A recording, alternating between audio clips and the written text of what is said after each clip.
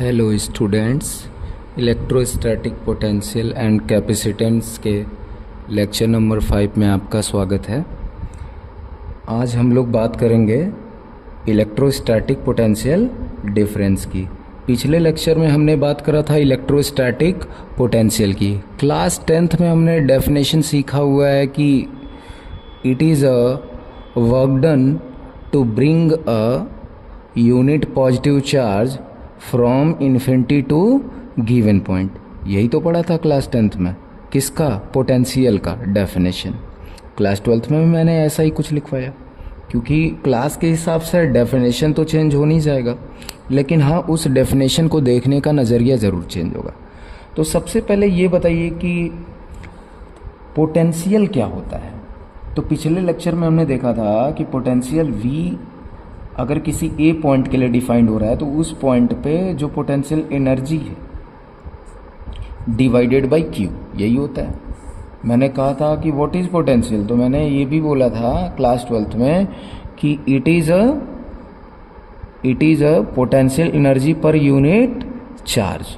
तो यानी U divided by Q बोला था क्लास 12th में, जबकि क्लास 10th में डेफिनेशन यह था कि it is a work done to bring a unit positive charge from a infinity to given point.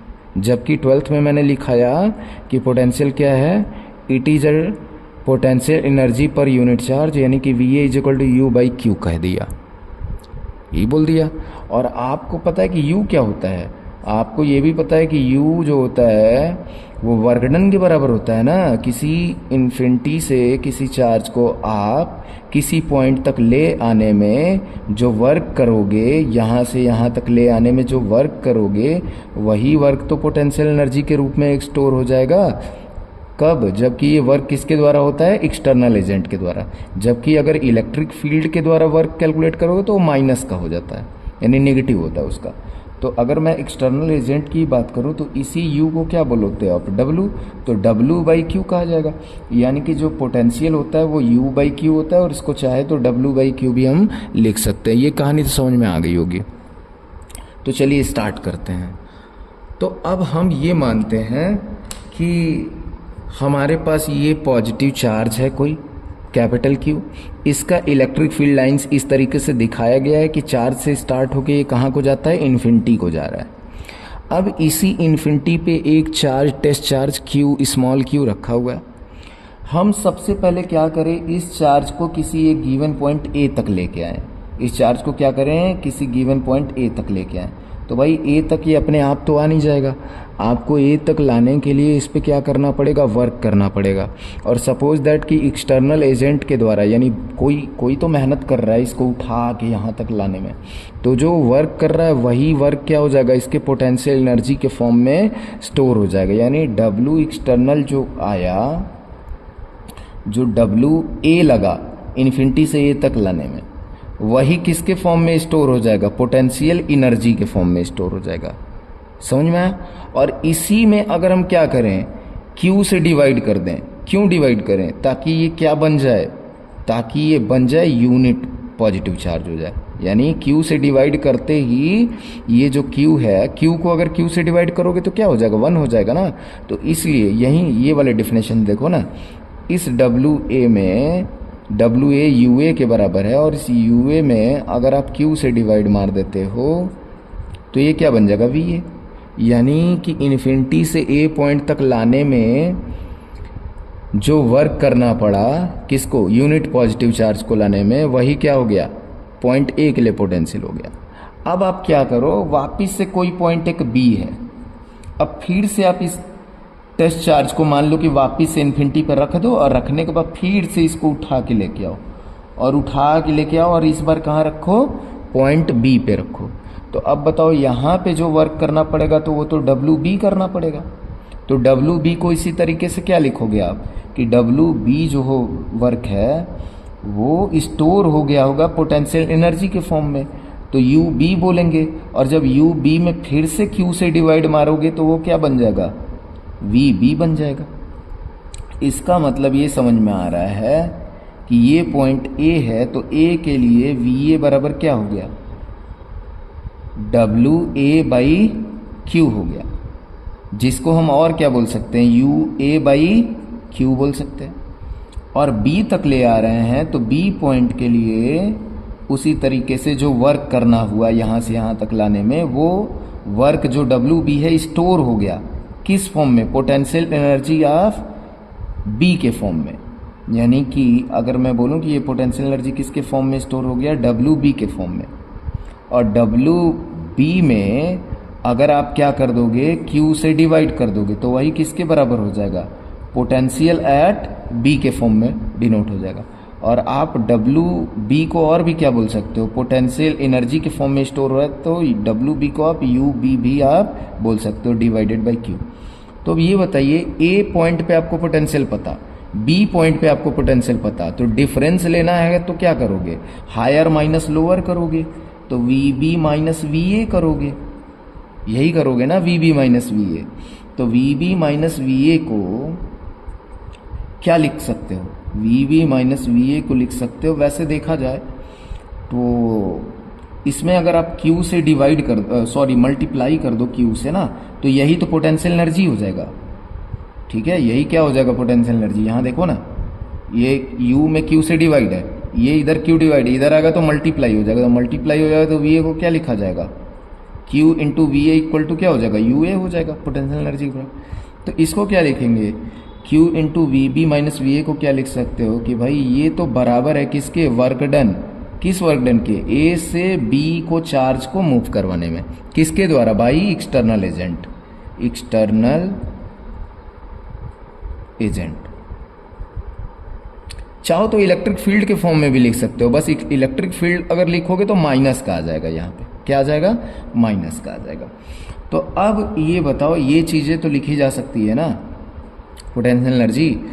अब आप ये बताओ कि डब्ल्यू ए टू बी को क्या लिखोगे, ए से बी तक जाने में जो वर्क डन लिखा जाएगा वो फाइनल माइनस इनिशियल लिखा जाएगा। कैसे लिखा जाएगा, फाइनल माइनस। तो फाइनली कहाँ पे पहुंचे हो, बी पे, और इनिशियली कहाँ थे, ए पे। यहाँ देखो डब्ल्यू ए बी को हमेशा W B minus W A लिखा जाता है, ये क्लास 11th में ही सिखाया गया होगा आपको। तो ये बताइए, Q V B minus V A is equal to क्या हो गया, ये देखो डायमेंशनली करेक्ट है, क्योंकि इधर क्या है, इधर भी जो डायमेंशन आएगा वर्क का भी डायमेंशन सेम आएगा, इधर पोटेंशियल एनर्जी है और इधर वर्क है, इनका डायमेंशन सेम होना चाहिए। अच्छा ये बताओ, W B minus W A को और क्या लिखा जा सकता है, भाई ये क्या है, अगर इलेक्ट्रिक फील्ड के टर्म्स में हम बात करें तो इलेक्ट्रिक फील्ड के टर्म्स में तो क्या हो जाएगा, work done by conservative force. और एक्सटर्नल एजेंट के फॉर्म में भी देखोगे तो वर्क डन बाई कंजर्वेटिव तो नहीं बोलेंगे, लेकिन हाँ उसी के जैसा बोलेंगे। तो ये क्लास 11th में भी पढ़े हैं हम लोग, और 10th में भी पढ़े हैं कि वर्क का फॉर्मूला क्या होता है, वर्क का फॉर्मूला होता है W बराबर F into S cos theta, या एफ डॉट एस बोलते हैं, वैसे 10th में तो एफ एस कॉस थीटा पढ़ते हैं। लेकिन क्लास 11th में हमने क्या पढ़ा था कि अगर वर्क आप एक का एक यहाँ से उठा के यहाँ नहीं ले जा रहे हो, बल्कि ये आपको इसके पिछले लेक्चर में मैंने बताया कि चार्ज को कैसे ले जाया जा रहा है, स्लोली स्लोली स्लोली स्लोली। क्यों स्लोली स्लोली, ताकि उसका काइनेटिक एनर्जी चेंज ना हो, यानी ताकि उसमें एक्सेलरेशन ना आए। ठीक है, स्लोली स्लोली ले जाएं ताकि उसमें एक्सेलरेशन ना आए। तो उसको धीरे धीरे ले जाना, तो धीरे धीरे ले जाओगे तो छोटा छोटा डिस्टेंस ट्रेवल करोगे ना, और उसी छोटे छोटे डिस्टेंस को क्या करोगे आप, इंटीग्रेट कर दोगे तो टोटल वर्क निकल जाएगा। तो इसको क्या लिखोगे, ये माइनस क्यों आया, ये माइनस आता है रिजल्ट में, क्योंकि माइनस क्या शो करता है कि आप अगर ए से बी तक की तरफ बढ़ रहे हो, समझ में आया, ए से जो बी तक बढ़ रहे हो, work done by conservative force जो होता है वो नेगेटिव चेंज ऑफ क्या होता है, पोटेंशियल एनर्जी के। तो इधर तो आप पोटेंशियल एनर्जी लिख रहे हो और इधर work done by conservative force लिखना चाह रहे हो, तो इसलिए वो माइनस आएगा ही आएगा। तो वर्क का फॉर्मूला क्या हो जाएगा, force into displacement F dot D are. F तो छोटे से पॉइंट के लिए कांस्टेंट था, वर्क का फॉर्मूला क्या होता है, W is equal to integral F dot D R. Class 11th में पढ़े हो, नहीं पढ़े हो तो कमेंट करके बताना, इसको मैं बताऊंगा फिर। तो एफ डॉट डी आर आप कर रहे हो वर्क, लेकिन कहाँ से कहाँ तक कर रहे हो, कहाँ इनिशियल पॉइंट कहाँ था आपका A, और फाइनल पॉइंट कहाँ था आपका B। बात समझ में आ रही है।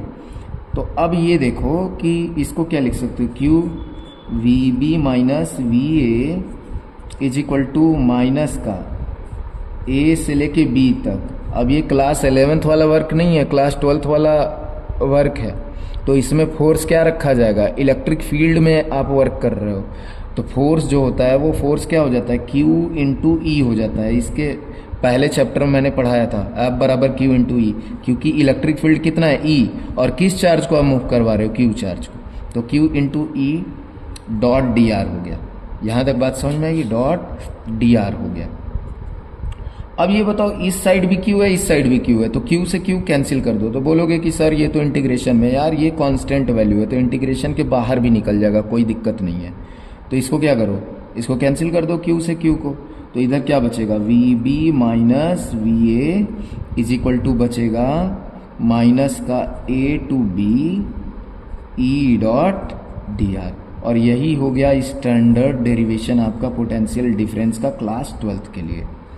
अब इसमें मान लो अगर लिखना चाहते हो 2 लाइन तो ये लिख सकते हो कि it is a work done to bring a unit positive charge from a given point A to point B. अब एक बात ये भी हो सकती है कि सर ये बताइए कि एक्सटर्नल एजेंट वर्क कर रहा है तो आप ये लिख रहे हो, और जब अगर इलेक्ट्रोस्टैटिक का वर्क डन निकालते तब तो यहाँ माइनस की जगह प्लस आ जाता। नहीं, इसी में तो तुमको समझना है कि जो एक्सटर्नल एजेंट है वो भी किसके कारण से आया, इलेक्ट्रोस्टैटिक फोर्स के ही कारण से आया।